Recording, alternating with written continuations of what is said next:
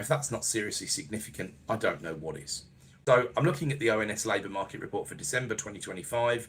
And if you've listened in before, you'll know I'm not one just to look at the headlines. I look at the actual plumbing of the economy to see where the value and the risk is actually flowing.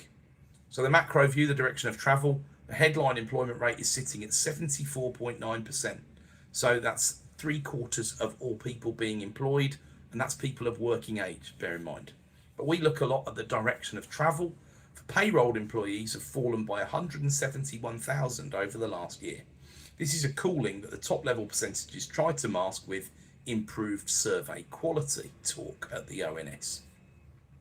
What about public versus private? This is the great divergence at the moment, and this is where it really gets interesting for anyone who's managing a portfolio or a business. Average regular earnings in the public sector are up a staggering 7.6% year on year, compared to just 3.9% in the private sector. So very nearly double in the public sector. Perhaps what you'd expect from a Labour government, and perhaps you'll argue that they're catching up on what's happened during the austerity years.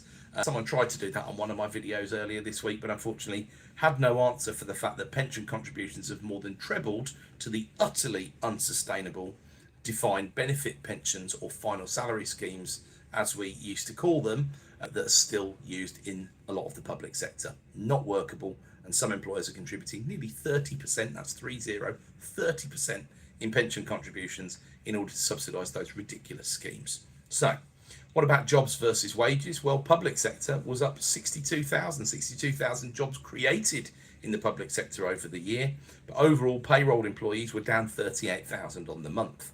We lost 171,000 net, and we added 62,000 in the public sector, so that leaves the private sector nearly 250,000 jobs adrift in the last 12 months, 233,000 to be precise.